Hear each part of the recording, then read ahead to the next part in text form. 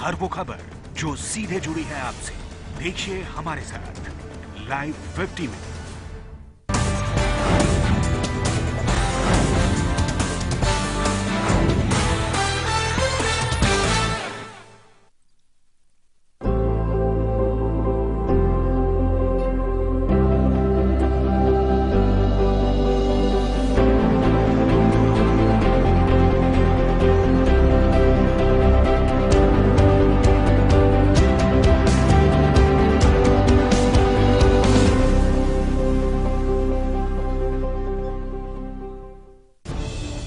खबरों को देखने का हर किसी का अपना नजरिया होता है। मैं तो सिर्फ सवाल उठाता हूं।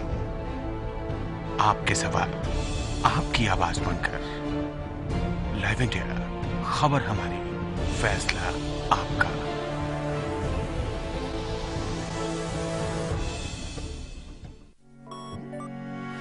अब आप न्यूज के रहेंगे और भी ज्यादा करीब लाइव इंडिया ऐप के साथ। सिर्फ एक टच और आप हो जाएंगी न्यूज अपडेट, कभी भी कहीं भी।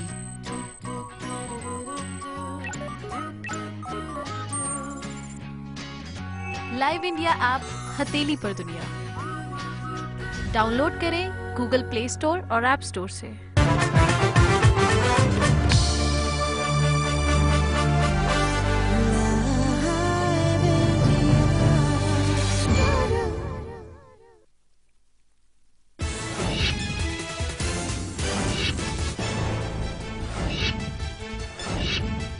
लोकसभा में कल गूंजेगा असहिष्णुता का मुद्दा। सरकार और विपक्ष ने तय की रणनीति, हंगामेदार होगी बहस।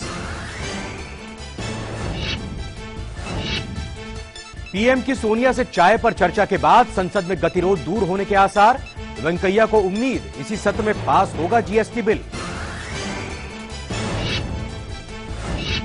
जलवायु सम्मेलन में हिस्सा लेने के लिए पेरिस रवाना हुए पीएम मोदी। कल अमेरिकी और चीनी राष्ट्रपति से होगी मुलाकात।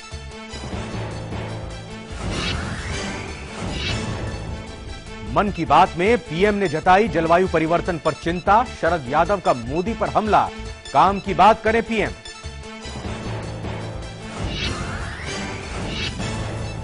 सेटनेक वर्सेस पर चिदम्बरम के बयान से बढ़ा बवाल। मनीष तिवारी ने कहा चिदम्बरम की भावना का करें सम्मान। एनसीपी जेडीयू ने उठाए सवाल।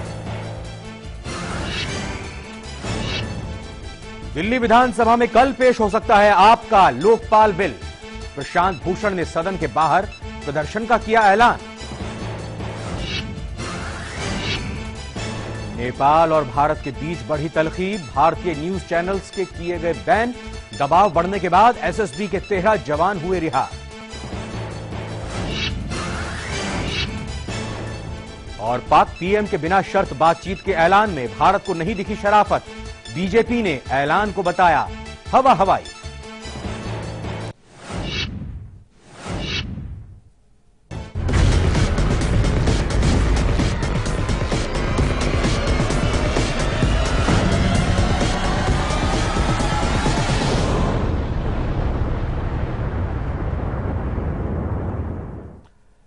नमस्कार, मैं हूं रविंद्र आपके साथ। और ये जो मेरे पीछे गोल गोल धरती घूमता हुआ आप देख रहे हैं, जो ग्लोब घूमता हुआ आप देख रहे हैं, ये हमारी दुनिया है।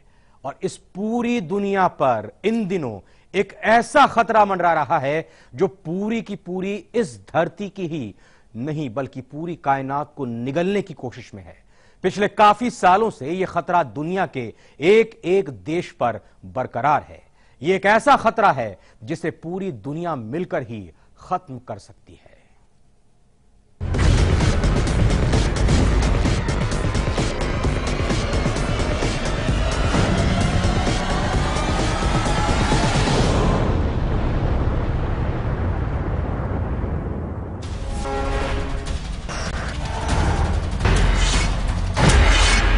आतंकवाद से भी खतरनाक,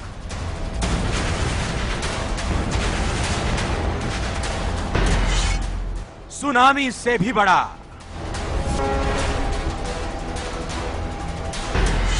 भूकंप से भी भयानक,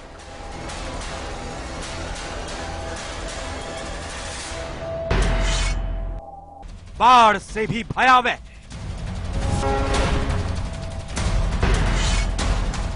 ज्वालामुखी से भी ज्यादा जानलेवा।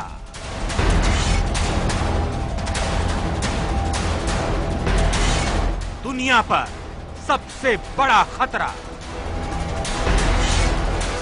दुनिया को बचाना है।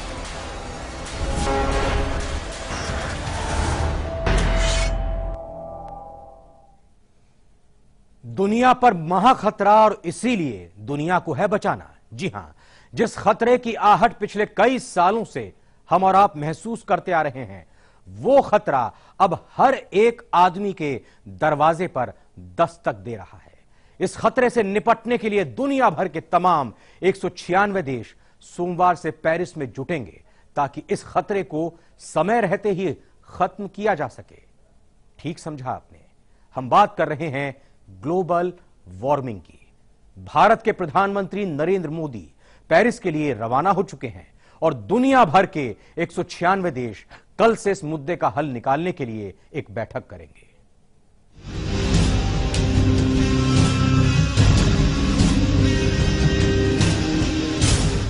पूरी दुनिया पर इन दिनों मंडरा रहा है एक सबसे बड़ा खतरा। ऐसा खतरा जिसने बराक ओबामा, व्लादिमीर पुतिन और शी जिनपिंग के माथे पर चिंता के बल डाल दिए हैं। इस खतरे की महज आहट से ही पूरी दुनिया सहमी हुई है। हर पल ये खतरा दुनिया के करीब और करीब आता जा रहा है और इस खतरे का नाम है जलवायु परिवर्तन, यानी कि ग्लोबल वार्मिंग। जलवायु परिवर्तन मतलब हर पल दुनिया भर के आम आदमी के दरवाजे पर दस्तक दे रहा बढ़ते वैश्विक तापमान का खतरा। ये वो खतरा है जो दुनिया को खत्म करने का रेड सिग्नल पहले ही दे चुका है और पिछले कुछ सालों में इसने अपना असर भी दिखाना शुरू कर दिया है। 21वीं सदी की शुरुआत में ही आए प्राकृतिक प्रकोपों ने यह साफ कर दिया है कि मौसम में क्रूर बदलाव ब्रह्मांड की कोख में अंगड़ाई ले रहा है और ये रह रहकर दुनिया के कई देशों में अपना असर भी दिखा चुका है और आने वाले दिनों में ये खतरा और भयावह रूप लेने वाला है। जिस खतरे को लेकर आज हम आपको आगाह करा रहे हैं, उस खतरे की जद में हम और आप भी हैं। जलवायु परिवर्तन से होने वाला ये खतरा किसके सामने किस रूप में आएगा, ये कोई नहीं जानता। कहीं ये खतरा बाढ़ बनकर सामने आएगा तो कहीं ये सुनामी की शक्ल लेकर लोगों को अपना शिकार बनाएगा। कहीं ये धरती के सैकड़ों किलोमीटर नीचे से ज्वालामुखी की शक्ल लेकर अंगारे बरसाएगा तो कहीं ये खतरा आपके पैरों तले से जमीन खिसका ले जाएगा। कहीं ये आंधी और तूफान बनकर लोगों की जिंदगियां उजाड़ेगा तो कहीं पर इसका अटैक इंसानों के पेट पर होगा। जलवायु परिवर्तन के चलते विकसित देश ऑस्ट्रेलिया और स्पेन भी खाद्य सुरक्षा के संकट से दो चार हो रहे हैं। ऑस्ट्रेलिया में कुछ साल पहले जो अकाल पड़ा था, उसके पीछे की वजह औद्योगिक विकास के चलते बढ़े तापमान को ही जिम्मेदार बताया गया था। कार्बन उत्सर्जन ना रुका तो नहीं बच पाएगी दुनिया। पिछले दिनों संयुक्त राष्ट्र समर्थित inter governmental panel on climate change यानी आईपीसीसी ने चेतावनी देते हुए कहा कि कार्बन उत्सर्जन ना रुका तो नहीं बचेगी दुनिया।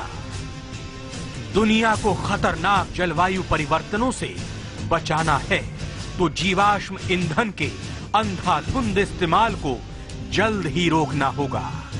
आईपीसीसी ने कहा है कि साल 2050 तक दुनिया की ज्यादातर बिजली का उत्पादन लो कार्बन स्रोतों से करना बेहद जरूरी है और ये करना मुमकिन भी है।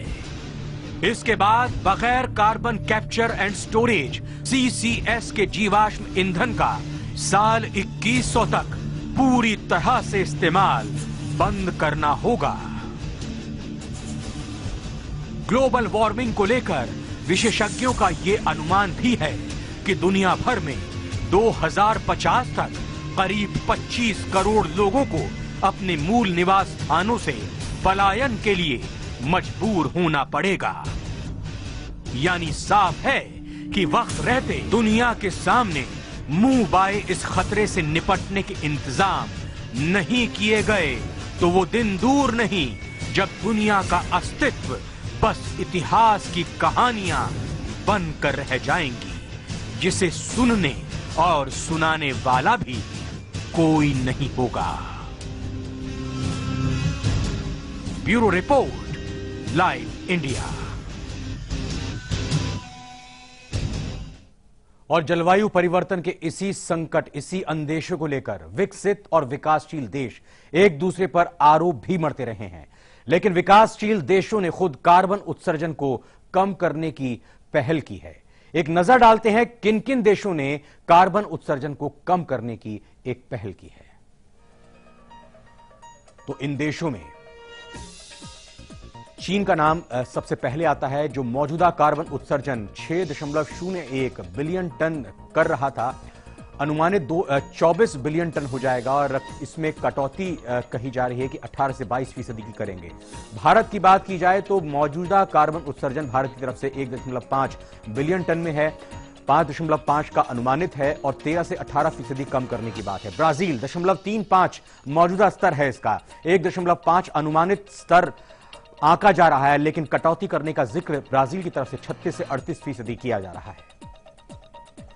अगली सूची में इस देश में आते हैं मैक्सिको, जिसका मौजूदा वक्त में जो योगदान है उत्सर्जन, कार्बन उत्सर्जन में, वो है 0.43%। 0.9% भविष्य में बढ़ सकता है और 10% की कटौती करने की यहां कोशिश मैक्सिको करेगा। साउथ अफ्रीका की बात करें तो 0.41 मौजूदा उत्सर्जन है, 0.9 भविष्य का उत्सर्जन हो सकता है और कटौती कोशिश की जाएगी कि 16 से 20% कर ली जाए।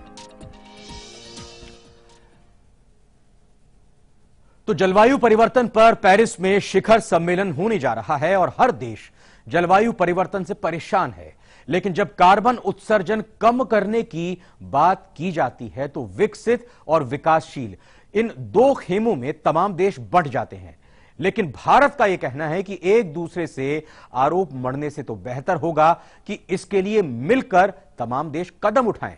वैसे भारत ने साफ कर दिया है कि वो कार्बन उत्सर्जन कम करने के लिए एक रोड मैप तैयार कर चुका है और अब उस पर अमल भी करेगा। जलवायु परिवर्तन पर दुनिया के तमाम देशों की चिंता बढ़ गई है। ऐसे में इस चिंता पर चिंतन करने और जलवायु परिवर्तन को लेकर उठ रहे खतरों पर कैसे लगाम लगाई जाए, इस पर फ्रांस की राजधानी पेरिस में बैठक होने वाली है। इस शिखर सम्मेलन में अमेरिका, चीन और भारत समेत दुनिया के लगभग 150 से ज्यादा देशों के शासन अध्यक्ष शामिल हो रहे हैं। प्रधानमंत्री मोदी इस शिखर सम्मेलन में शामिल होने से पहले उन्होंने मन की बात में जलवायु परिवर्तन पर चिंता जताई। उन्होंने कहा कि ये एक ऐसी समस्या है जो किसी एक देश की नहीं बल्कि इसको लेकर पूरा विश्व चिंतित है। प्यारे देशवासियों, पूरा विश्व जलवायु परिवर्तन से चिंतित है। क्लाइमेट चेंज, ग्लोबल वार्मिंग, डगर डगर पर उसकी चर्चा भी है, चिंता भी है और हर काम को अब करने से पहले एक मानक के रूप में इसको स्वीकृति मिलती जा रही है। पृथ्वी का तापमान अब बढ़ना नहीं चाहिए, ये हर किसी की जिम्मेवारी भी है, चिंता भी है। और तापमान से बचने का एक सबसे पहला रास्ता है ऊर्जा की बचत। यानी पीएम मोदी ने ये जता दिया कि जलवायु परिवर्तन पर होने वाला शिखर सम्मेलन कितना अहम है। इस शिखर वार्ता से पहले पीएम मोदी ने जलवायु परिवर्तन को दुनिया के लिए सबसे बड़ी चुनौती बताया। यानी इस शिखर सम्मेलन से पहले ही भारत ने विकसित देशों को साफ संकेत दे दिए हैं कि कार्बन उत्सर्जन के मामले में विकसित देशों को अपनी जिम्मेदारी ठीक से निभानी होगी। और सभी देश विकास को नुकसान पहुंचाए बिना जलवायु परिवर्तन के खिलाफ पक्के इरादे के साथ काम करें। जलवायु परिवर्तन में सबसे अहम भूमिका कार्बन उत्सर्जन की होती है, जो जलवायु को सबसे ज्यादा नुकसान पहुंचाता है। ऐसे में पेरिस शिखर सम्मेलन से पहले ही भारत ने जलवायु परिवर्तन पर अपने रोड मैप की घोषणा कर दी थी। भारत ने साफ कर दिया था कि 2030 तक कार्बन उत्सर्जन की तीव्रता में 33 से 35% कटौती करेगा। ये कटौती साल 2005 को आधार मानकर की जाएगी। भारत जलवायु परिवर्तन को दुनिया की सबसे बड़ी समस्याओं में देखता है। ऐसे में दुनिया को आगाह करने से पहले खुद मिसाल रखना चाहता है और भारत ने रखा भी है। भारत सरकार ने फैसला किया है कि 2030 तक होने वाले कुल बिजली उत्पादन में 40% हिस्सा कार्बन रहित ईंधन होगा। यानी भारत साफ सुथरी ऊर्जा के लिए बड़ा कदम उठाएगा। भारत पहले ही कह चुका है कि वो 2022 तक 1,75,000 मेगावाट बिजली सौर और पवन ऊर्जा से बनाएगा। यही नहीं, वातावरण में फैले 2.5 से 3 खरब टन कार्बन को सोखने के लिए और जंगल लगाए जाएंगे। यानी साफ है कि जलवायु परिवर्तन को लेकर भारत पूरी तरह से सजग है और इस मुद्दे को भारत दुनिया के कई मंचों पर उठाता रहा है। अमेरिका की यात्रा के दौरान प्रधानमंत्री मोदी ने ब्रिटेन के पीएम और फ्रांस के राष्ट्रपति से मिलकर जलवायु परिवर्तन के मुद्दे पर भारत की सकारात्मक भूमिका निभाने के लिए अपनी तत्परता दिखाई थी। भारत के इस पहल से अमेरिकी राष्ट्रपति बराक ओबामा काफी खुश हुए थे और उन्होंने तो यहाँ तक कह दिया था कि जलवायु परिवर्तन के खिलाफ जंग में आने वाले कई दशकों तक भारत के नेतृत्व की बेहद अहम भूमिका होगी। भले ही अमेरिका भारत की भूमिका की सराहना कर रहा है, लेकिन जलवायु परिवर्तन पर दुनिया 2 खेमे में विकसित और विकासशील देशों में बटी हुई है। विकसित बनाम विकासशील। विकसित देश अक्सर विकासशील देशों को जलवायु परिवर्तन के लिए दोषी ठहराते हैं और समय समय पर चेतावनी भी जारी करते हैं। दूसरी तरफ विकासशील देश विकसित देशों पर जलवायु परिवर्तन के लिए आरोप मढ़ते हैं। विकसित और विकासशील देश अनेक मुद्दों पर बटे हुए हैं। ये बात सभी जानते हैं कि विकसित देशों की विलासपूर्ण जीवन शैली ग्लोबल वार्मिंग की सबसे बड़ी वजह है।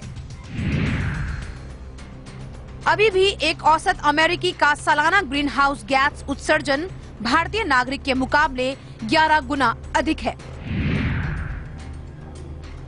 दूसरा सच ये भी है कि भारत की लगभग 1/3 आबादी अभी भी गरीबी रेखा से नीचे जीवन बिता रही है और उसे बेहतर जीवन स्तर के लिए अधिक ऊर्जा उपभोग की जरूरत है। इसे देखते हुए विकसित देशों को तुरंत प्रभाव से अपने ऊर्जा उपभोग स्तर को घटाने की कोशिश करनी चाहिए, जबकि विकासशील देशों को इसके लिए कुछ और वक्त दिया जाना चाहिए। यानी भारत जैसे विकासशील देशों पर विकसित देशों के दबाव और आरोप गलत हैं। भारत ने भी साफ कर दिया है कि दुनिया भर में गरीबों के विकास की खातिर विकसित देश अपने कार्बन उत्सर्जन में ज्यादा कटौती करें। यही नहीं, भारत ने जलवायु परिवर्तन के खतरे का सामना करने के लिए विकासशील देशों की मदद के लिए विकसित देश टेक्नोलॉजी ट्रांसफर और वित्तीय मदद देने की आवाज भी उठाई है। जलवायु परिवर्तन पर दुनिया के देश भले ही पेरिस में बैठक कर रहे हैं, लेकिन विकासशील और विकसित देशों में बटी ये दुनिया एक दूसरे पर आरोप के अलावा इस बार पेरिस सम्मेलन में क्या कोई फैसला ले पाते हैं, ये सबसे अहम सवाल है। Bureau report, live India. 2 देश जिनके सामने जलवायु परिवर्तन के कारण अस्तित्व का खतरा मंडरा रहा है, विश्व बिरादरी से अपील करते हैं। अनोखी अपील। एक हिमालय पर पहुंच जाता है, दूसरा समुद्र की गहराई में जाता है। कौन से देश हैं, अपील क्या होती है, एक ब्रेक के बाद बताएंगे।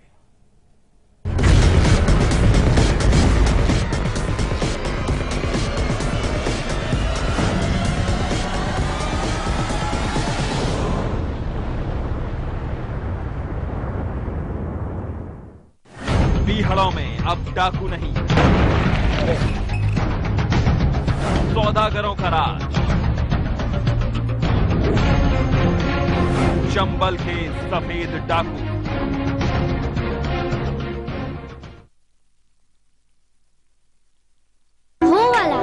खुल के जीने में कुछ दर्द तो होता है, पर इस दर्द से रुकना क्यों? एक्सपर्ट है ना वॉलनी, डॉक्टर्स का भरोसेमंद। इसका क्विक एब्सॉर्ब नैनोजेल फॉर्मूला बिना मसाज के दे आपको इंस्टेंट और लंबा आराम। वॉलनी, इसके आगे दर्द क्या चीज है? अब पाइए किसी भी दर्द से जीत वॉलनी के साथ। रूप मंत्रा आयुर्वेदिक फेस क्रीम, इसमें है 12 खास आयुर्वेदिक जड़ी बूटियों का संतुलित मिश्रण। ये चेहरे की त्वचा में समाकर उसे अंदर से निखारे और अंदर से स्ट्रॉन्ग बनाए, ताकि चेहरा रहे रोशन और अंदर से हो पोषण। Roop Mantra ayurvedic face cream and face wash, ये कोई कॉस्मेटिक नहीं, आयुर्वेदिक औषधि है।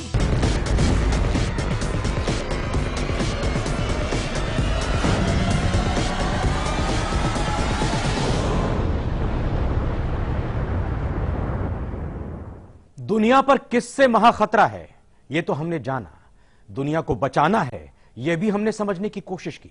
लेकिन वैसे जिन देशों पर अब तक इस खतरे का असर होना नहीं शुरू हुआ है वो तो अब भी बड़ी बड़ी बातें ही करते हैं, करते कुछ नहीं।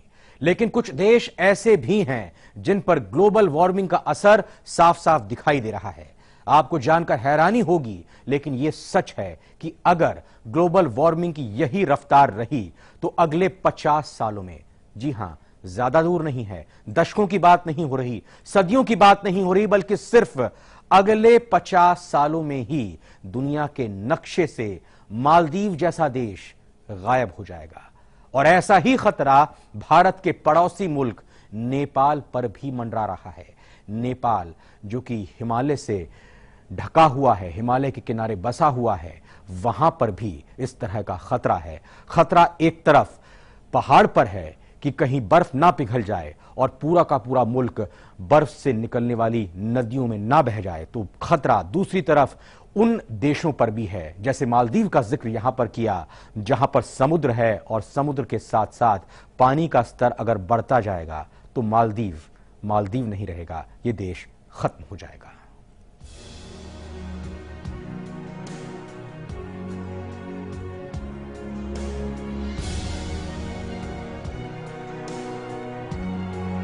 हिमालय की गोद में पल रही मौत की ये झीलें शांत हैं। अभी इन झीलों ने अपना खौफनाक चेहरा दिखाया नहीं है, लेकिन इस शांत चेहरे पर ना जाएं। ये चेहरा कभी भी विनाश की शक्ल दिखा सकता है। एक्सपर्ट्स का दावा है कि जिस तरह से मौसम में बदलाव हो रहा है वो हिमालय के आसपास बसने वाले गांवों के लिए बेहद खतरनाक साबित हो सकता है। पिघल रहे हैं ग्लेशियर, बन रही हैं झीलें जो बन सकती हैं जान की दुश्मन। जी हां, ग्लेशियर से पिघलकर बन रही ये झीलें आसपास रहने वाले लोगों के लिए जान का खतरा बन सकती हैं। यहां रहने वाले लाखों लोगों को बहा ले जा सकती हैं। इतना ही नहीं, इससे जुड़े देश विनाश का शिकार हो सकते हैं। यह दावा वैज्ञानिकों ने यूं ही नहीं किया, क्योंकि हजारों ग्लेशियर्स पिघलने की वजह से कुछ हजार झीलें थीं, लेकिन इस वक्त लगभग 20 से 25 हजार झीलें हो गई हैं, जिनमें पानी भरता ही जा रहा है। अगर जलवायु परिवर्तन के खिलाफ जल्द ही कोई ठोस कदम नहीं उठाए गए और यूं ही हिमालय की बर्फ पिघलने का सिलसिला जारी रहा तो मिट सकता है हिमालय का नामो निशान। साल 2035 तक हिमालय की बर्फ पूरी पिघल सकती है। ग्लेशियर्स पिघलने से बढ़ जाएगा समुद्र का जल स्तर। आपको बता दें कि जिस रफ्तार के साथ हिमालय की बर्फ पिघलती जा रही है, नदियां उतनी तेजी से इस पानी को नहीं ले जा पा रही। एक्सपर्ट्स भी मान रहे हैं कि आने वाले वक्त में इन झीलों में पानी बहुत ज्यादा हो सकता है, जिससे उनके किनारे टूट सकते हैं। उनका बहाव इतना तेज हो सकता है कि इसे रोक पाना नामुमकिन होगा। International centre for integrated mountain development के मुताबिक इन झीलों के ओवरफ्लोइंग होने का बहुत खतरा बढ़ता जा रहा है। करीब 15% यानी 3000 झीलें डेंजर जोन के दायरे में देखी गईं। एक्सपर्ट्स मानते हैं कि आने वाले वक्त में इन झीलों की संख्या में इजाफा होगा। कुछ साल पहले इसरो भी खुलासा कर चुका है, पिछले 50 साल में करीब 65% ग्लेशियर पिघल गए हैं। इसके अलावा इसरो के मुताबिक भारत की तरफ पड़ने वाले हिमालय के हिस्से से भी बर्फ गुम होती जा रही है। ग्लोबल वार्मिंग के चलते हिमालय को लेकर की गई इन भविष्यवाणियों ने धरती को सोचने पर मजबूर कर दिया है कि अगर यूं ही चलता रहा तो तैयार रहना पड़ेगा उस खौफनाक कल को देखने के लिए जब विनाश ही विनाश होगा। और ग्लोबल वार्मिंग की यही चिंता पीएम मोदी ने मन की बात कार्यक्रम में लोगों से साझा की है। Bureau report, live India. जलवायु परिवर्तन को लेकर विकसित और विकासशील देश एक दूसरे पर आरोप मढ़ते रहते हैं, लेकिन विकासशील देशों ने खुद कार्बन उत्सर्जन को कम करने की पहल की है। एक नजर हम डालते हैं कि किन किन देशों ने कार्बन उत्सर्जन को कम करने की एक कोशिश की है, एक पहल की है। सबसे पहली बात यहां नाइट्रस ऑक्साइड की होगी, जो कि ग्रीन हाउस गैस है। इसका बहुत ही अहम योगदान इस मायने में रहता है कि ये नाइट्रस ऑक्साइड जलवायु परिवर्तन में बेहद खतरनाक साबित होती है। जलवायु परिवर्तन या कहें या फिर ग्लोबल वार्मिंग में ये काफी अहम होती है और खतरनाक होती है। मीथेन गैस के उत्सर्जन की वजह से भी ग्लोबल वार्मिंग बढ़ती है। क्लोरोफ्लोरोकार्बन ये भी एक ऐसा ही ग्रीन हाउस गैस है जिसकी वजह से ग्लोबल वार्मिंग में खतरा और बढ़ता जा रहा है। हीलियम ये भी एक ऐसा तत्व है, ये भी एक ऐसी गैस है जिसके कारण ग्लोबल वार्मिंग का खतरा लगातार बढ़ रहा है।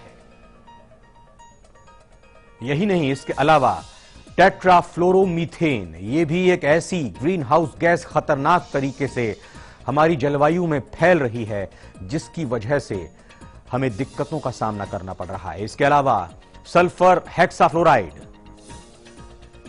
नाइट्रोजन ट्राइफ्लोराइड,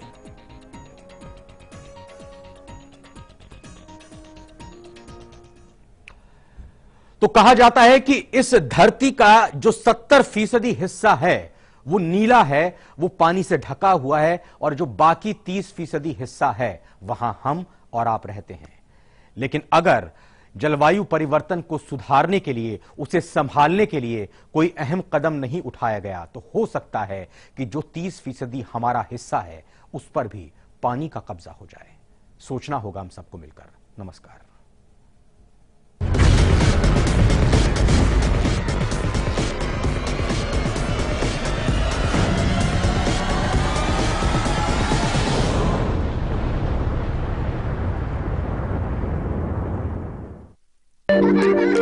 खुशियां मनाने में कुछ दर्द होता है, पर इस दर्द से रुकना क्यों? एक्सपर्ट है ना वॉलनी, डॉक्टर्स का भरोसेमंद। इसका quick absorb nano gel formula बिना मसाज के दे आपको इंस्टेंट और लंबा आराम। वॉलनी, इसके आगे दर्द क्या चीज है?